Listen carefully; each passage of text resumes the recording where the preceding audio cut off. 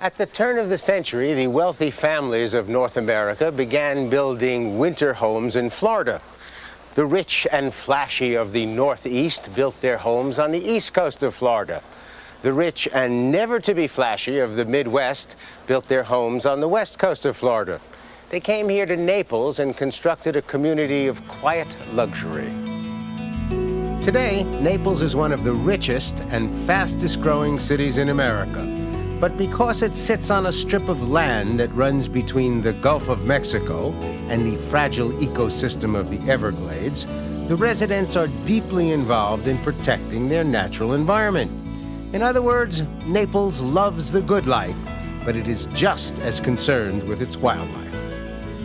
In the next half hour, we'll take a walk into one of the most unusual swamps in the world, discover the origins of the teddy bear, unearth an orchid that smells like chocolate, and visit a zoo where video technology is used to give you an amazing close-up view of some of the rarest animals on our planet. So join me, Burt Wolf, on Travels and Traditions as we take a look at Naples, Florida.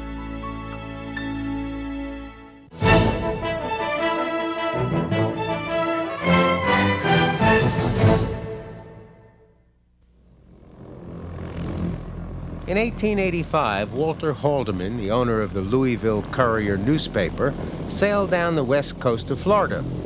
He was looking for a healthy spot to build a winter home for his family. At the time, the lower west coast of Florida was almost totally deserted. There was no one in Naples. No houses, no tents, no Native Americans. There wasn't even a Naples. What there was a beautiful 7-mile crescent beach lined with pine trees and palm trees. Haldeman and a group of his friends bought the land and drew up the plans for Naples. Today, the place to get your first look at the low-key luxury of Naples is 3rd Street, where people enjoy getting around on bicycles.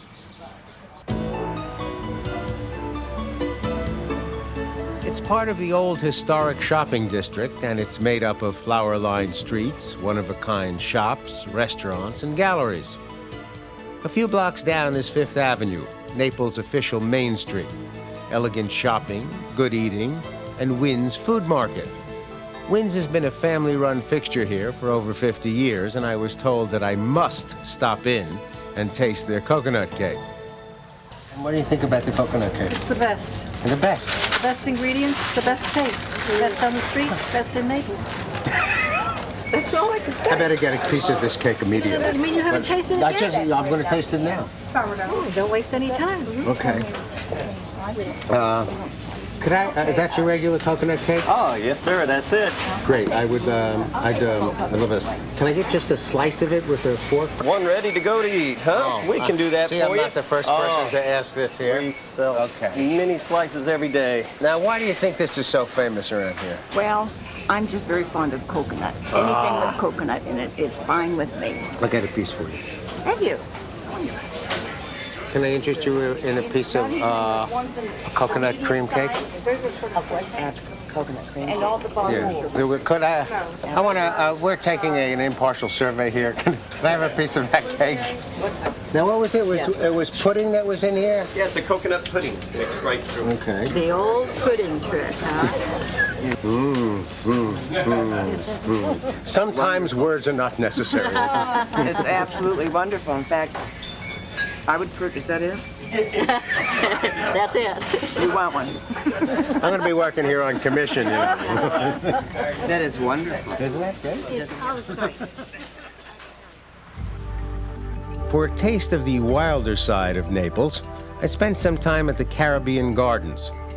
52 acres of unusual plants and animals. It began in 1919 as a private garden with 3,000 species of tropical vegetation.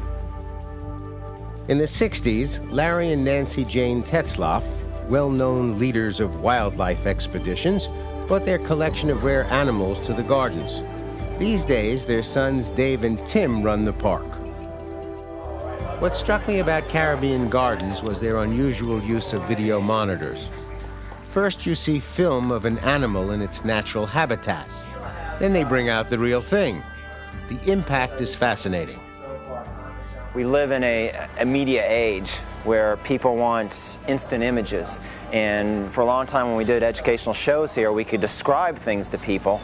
But when you really see it, I mean, you can talk all day about how a leopard jumps out of a tree on something. When people see this up on the screen, it's like dynamite. It's just like they walk away saying, wow, we've never seen anything like this before. But when you take the live animals, which I think is very important, and combine it with that, you're giving people a very unique concept where you're talking about something but showing it at the same time. To preserve animals, I believe it's a legacy, that it's the responsibility of everybody, every living man, woman, child on this planet to continue. It's our responsibility. And I think sadly in the future a lot of folks are going to look at the 20th century and think, man, these guys really messed things up, that so many animals disappeared or became endangered during this 100-year period. So I think now is the time to correct these problems. And zoos provide a definite vehicle to bring endangered species, their plights, conservation to the public. It's the best way to do it. Did you ever see a tiger before? No way, until now. Yeah? And they almost got extinct. Yeah? What is it? Well, What does extinct mean? it means killed. While I was at the gardens, Tim Tetzlaff took me on a boat trip where I saw a group of islands inhabited by different species of primates. We first started the primate expedition cruise back in 1992, renovated all the islands for habitat for the primates, and it's turned out to be a wonderful thing. Guests love being this close to the animals, seeing them, you know, totally open, just a few feet of water in between, and love to see them in the natural environments, which is one of the biggest pluses we have here in the whole Caribbean gardens to begin with. These are ring-tailed lemurs. There are 32 species of lemurs. This is perhaps one of the most easily identifiable because of that beautiful striped tail of theirs. And that actually works very well for signaling. And they'll actually take that tail and they pull the tail up between their legs and they rub it furiously up and down on their chest where they have a scent gland that secretes this rather pungent odor. Next they take the tail and they rub it through their wrists where they have more scent glands to get the tail real offensive smelling. Then they drop down on all fours and then they put the tail up over their head, over their back. They approach the other lemur they're having the argument with and they begin waving that offensive smell in each other's face. And pretty much whoever's tail smells the worst gets whatever they want. It's like the UN. That's a strange group of animals coming onto that island. What is that? Yes, that's one of our transient exhibits, Homo sapiens. We have sapiens. a traveling exhibit of different ones that come in daily. That's like a whole family? Oh yes, it's a family unit. Once again, generally speaking, the mother rears those until they're about 18 years of age, and regardless, the male kicks them out of the family. Funny colors, though. In 1888, Kentuckian Walter Haldeman, the founding father of Naples, began executing his plan to build a community in an impenetrable wilderness.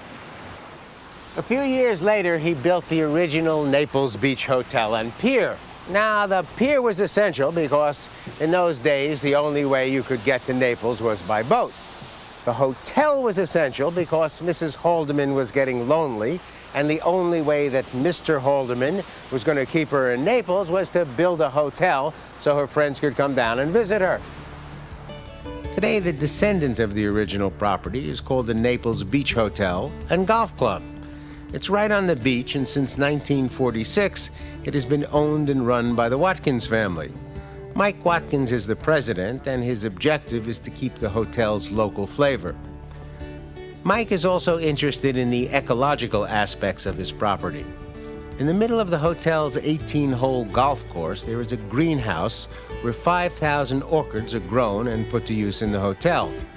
Marty Zewalk is the resident expert on orchids, and he conducts classes. Orchids basically are the largest plant family in the world. They are air plants. What does that mean? In their native environment in tropical zones, they're actually clinging to the trunks of a tree. They're growing in air, They're not growing, earth. right, in air. People kind of confuse the fact that they may be parasitic, but they're not. They use the trunk of the tree, or as we domesticate them in pots and baskets, strictly for support. We now have over 150,000 hybrids. That's man conquering nature, creating shapes and colors that never existed before. This one is a very popular one, and its nickname is Dancing Lady. If you use your imagination, the flowering skirt and the torso and the head and the arms of the Dancing Lady, and when it's bouncing in the breeze, there lies its nickname. Next on the list, the nickname is donkey ears because of the stiff shapes of the leaves, but very well known by being the butterfly orchid, and I think it describes itself. This is an amazing one. This is called the chocolate orchid, and if you do take a turn to smell, it smells just like chocolate. You have to smell that. It's quite amazing. After class, I stayed around for lunch. Gunter Killian is the chef, and he prepared a Florida tomato stuffed with blue crab salad.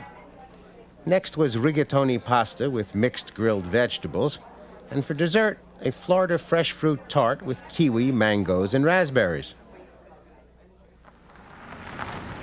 For a look at nature in the wild, I paid a visit to the Corkscrew Swamp Sanctuary just out of town.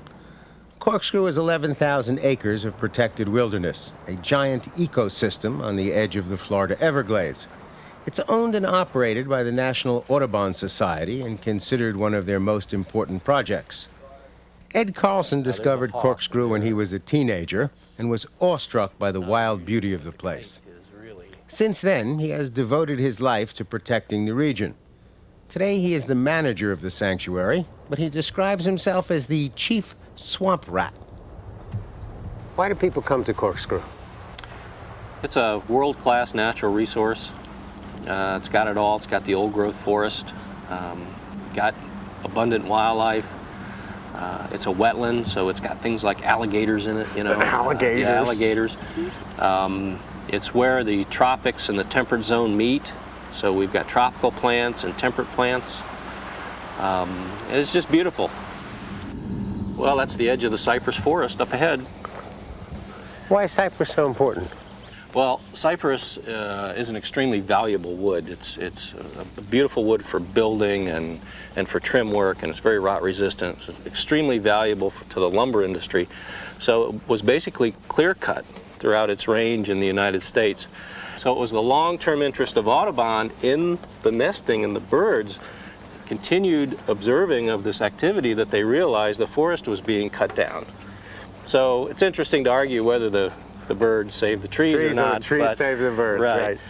But this forest is the largest stand of old-growth, virgin, unlogged cypress left anywhere. Anywhere in the world? Of this forest type, yes, anywhere in the world.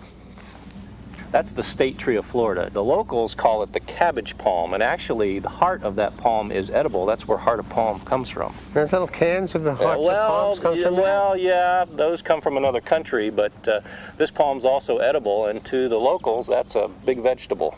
Huh. What are those? These broadleaf green plants are called alligator flags, and they're a relative of the banana. Why do we keep talking about food here? But they are a relative of the banana, and they grow in the deepest, wettest areas of the swamp. So if you were looking for an alligator, that would be an indicator plant. And if you were looking to avoid an alligator, it would do the same job. Great. Absolutely. I'll move along here if it's all the same to you. I heard that alligators are afraid of people. Is that true? Wild alligators are afraid of people. That is absolutely true. In fact, when you're in an area where alligators aren't used to seeing people, you probably won't see them at all. They're so shy, they'll go underwater or move away from you. You can see alligators here because they see people every day and they know not to fear people. But alligators lose their fear of man when you feed them, and that's the problem. They associate people with food. And they're fast. And they can be fast. What's the future of this place? What's going to happen? The future's good because we didn't get into the last chapter. We saved the birds, we saved the forest, now we're saving the whole watershed. End up saving the people. There you go. I like that program. Yeah. Somewhere between the wildlife and the good life lies the Teddy Bear Museum of Naples. It was set up to house the 1,500 teddy bear collection of Mrs. Frances Pugh Hayes. Her collection began in 1984 when her grandson gave her this bear as a Christmas present. It turned Grandma into an arctophile, which is the technical word for somebody who loves teddy bears. Since then, the collection has grown to over 3,500 bears, and each year about 50,000 people stop in for a hug. The museum is run by Mrs. Hayes' son, George Brownie Black. It's called a teddy bear because in 1902, President Theodore Roosevelt took a hunting trip for bears in Mississippi. And he didn't find one to shoot, but the guides found one and invited him out, and he refused to shoot it. And from that, a cartoon got drawn by Clifford Berryman of the Washington Star. And thereafter, whenever they did a cartoon, the bear was in the cartoon. And it was actually called Teddy's Bear. How did it become a doll? It was first introduced as a boy's companion, similar to a girl's doll. And very quickly, girls also learned that it was a little bit more durable than their porcelain dolls, so they started playing with bears also. When people come here to the museum, what are they surprised about? First, the building. We are not the normal square white stucco building. We are an all-natural wooden octagonal-shaped building. Secondly, I think they're surprised at the range of the bears that they see here. A lot of people think they're just crib toys, and they don't know anything about the artist bears and their variety. And three, just the sheer number of them.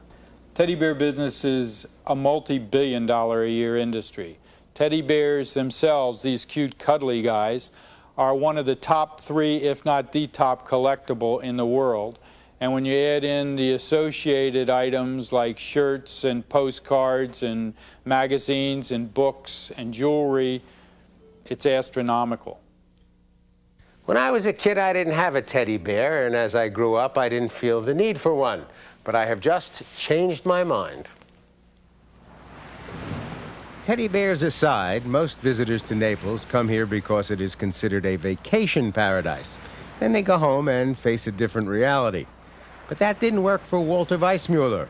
He came to Naples to vacation and decided that he preferred paradise as a permanent address.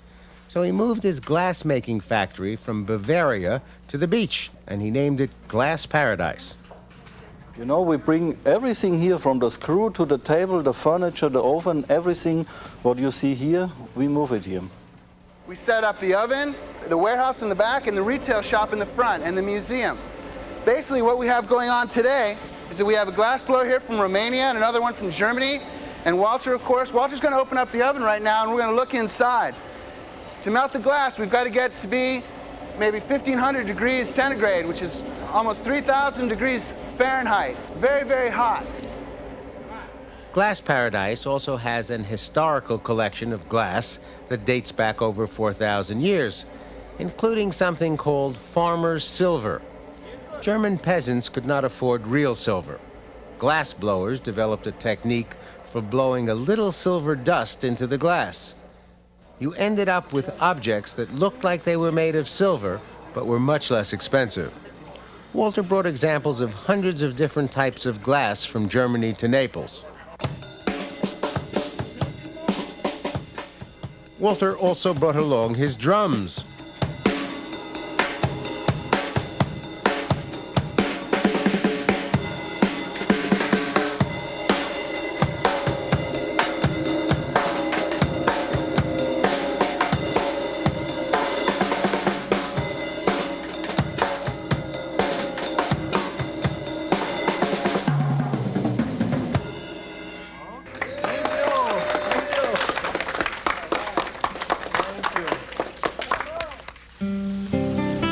In 1983, things in Naples took an international turn. The Ritz-Carlton Hotel opened. The Ritz-Carlton Group has over 30 hotels around the world, and they brought their international experience to the neighborhood. The entrance to the hotel and the design of the lobby has become the visual signature for the company. Every afternoon, they serve a classic English tea. And just outside is the veranda lined with old-fashioned thatched rocking chairs. The objective of the Ritz-Carlton is to find a balance between the group traveler and the leisure business traveler. Since I travel with a group, and believe it or not, this is my business, I headed directly through the hotel to the seashore and balanced myself on a stool facing the Gulf of Mexico. A nice little boardwalk ends at an outdoor restaurant called Gumbo Limbo. It's a relaxed spot for lunch or dinner, and good for a tropical drink. The Ritz is also working to develop a reputation for gourmet cooking. Marc Guizot is the dining room chef. He was born in France, where he began his career. He also worked in London and Portugal. What does a chef do to get a star for his restaurant? An enormous amount of work, definitely. To make his point, Marc prepared a three-course meal that started with a grilled tuna, tomato relish, and guacamole cocktail. The main course was roasted loin of lamb with peanut butter sauce, and for dessert, a bowl of mixed fruit, blackberries, blueberries, strawberries, and raspberries, in an elegant strawberry sauce, topped with a fruit sorbet. As you may have noticed, tomatoes keep showing up on the local tables, and for good reason. Florida is famous for its tomatoes, and they are shipped to cities all across the country. A note to keep in mind, however, is that when they are shipped from Florida, they are not fully ripe. That helps keep them in good condition during the trip, but when you see a Florida tomato in your market, it may still have a pink color. That's okay. However, when you get them home, you do not want to put them in the refrigerator. The cold stops the ripening process and kills the flavor. You want to let them ripen at room temperature. 2 or 3 days and the red will come out and they will be ready to eat. Now, we eat a tomato as if it were a vegetable, but in reality, it is a fruit. If you let other fruits like pears or bananas sit next to a ripening tomato, the tomato will ripen even faster. And always keep them stem side up. The area around the stem is very delicate and easily damaged. You don't want the weight of the tomato to rest on that surface. And this is the Edgewater Beach Hotel. And much of what makes the Edgewater special is what it doesn't have. No crowds, no hype, just low-key elegance. John Ayers Jr. is the managing partner of the hotel, as well as the president of Visit Naples. We're the opposite of a once-in-a-lifetime adventure. We're a place that people come to relax, to get to know their kids again, and to read that book that's been on the shelf for 3 months, that's been nagging at them. In fact, it's the kind of place that I know you'd really enjoy bringing your family to, and we hope you will do that. The Edgewater's Club dining room faces the Gulf of Mexico and has one of the best views to dine by in Naples. Bill Hoover is the chef. He made an egg white fruit frittata, a jerked chicken with a mango chutney relish, and a Gulf red snapper sautéed with fresh tomatoes, olives, and white wine. And finally, if you want to be transported like the wealthy while looking at the homes of the wealthy, you can take a sightseeing cruise on an elegant yacht. The 90-foot Naples Royal Princess will transport you along the waterways while serving you breakfast, lunch, supper, or cocktails. I asked Bill Barnett, the mayor of Naples, to tell me what I am looking at. Well, you can buy a lot today. I think the most inexpensive lot you could probably buy down there would probably be $350,000 today, and the homes go up to anywhere 15, 18, 19, $25 million. What's the most expensive one? The most expensive one that I have seen is about $33 million. $33 million? $33 million. Who lives in there? I don't know who lives in it now. They don't let us know some of those things, but they're really getting some phenomenal numbers. They also have something called a dockaminium, which is basically a condominium for your boat. Actually, it's a parking place for your boat, and it can cost you upwards of $200,000. The cruise puts you smack in the middle of the story of Naples. One side of the river is palatial and pricey. Just 100 yards away, the other side is protected and priceless. Well, that's a brief look at Naples, Florida, balancing between the good life and the wildlife. It started out fighting the wilderness so it could establish a community, then taming the wilderness so it could build a city, and now it's very busy trying to preserve the wilderness that was here originally. That's life, and that's Travels and Traditions. I'm Burt Wolf. You can watch this program and link to hundreds of other Burt Wolf programs free at burtwolf.com. There's information on how to tour the same places, plus Burt's slightly irreverent take on history and culture. It's all at BURTWOLF.com. Today, the place to get your first look at the low-key luxury of Naples is 3rd Street, where people enjoy getting around on bicycles.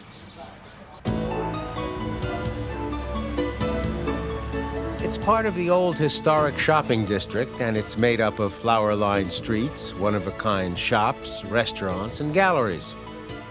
A few blocks down is 5th Avenue, Naples' official main street.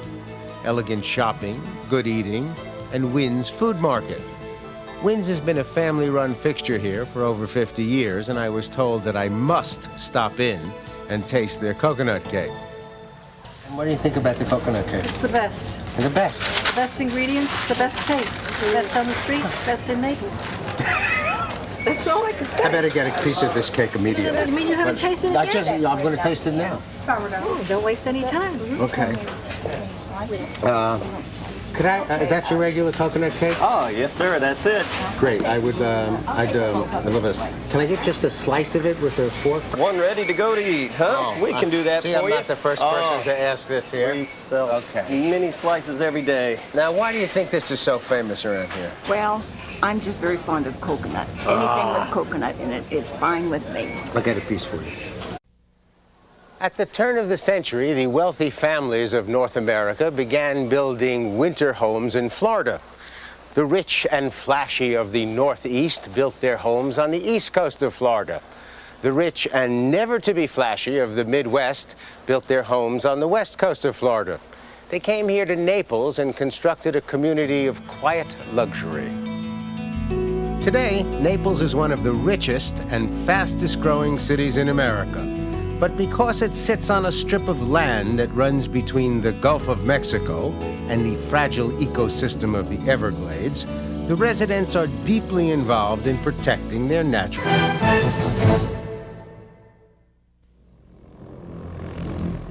In 1885, Walter Haldeman, the owner of the Louisville Courier newspaper, sailed down the west coast of Florida. He was looking for a healthy spot to build a winter home for his family. At the time, the lower west coast of Florida was almost totally deserted. There was no one in Naples. No houses, no tents, no Native Americans. There wasn't even a Naples. What there was a beautiful 7-mile crescent beach lined with pine trees and palm trees. Haldeman and a group of his friends bought the land and drew up the plans for Naples. Environment. In other words, Naples loves the good life, but it is just as concerned with its wildlife. In the next half hour, we'll take a walk into one of the most unusual swamps in the world. Discover the origins of the teddy bear. Unearth an orchid that smells like chocolate. And visit a zoo where video technology is used to give you an amazing close-up view of some of the rarest animals on our planet. So join me, Burt Wolf, on Travels and Traditions as we take a look at Naples, Florida.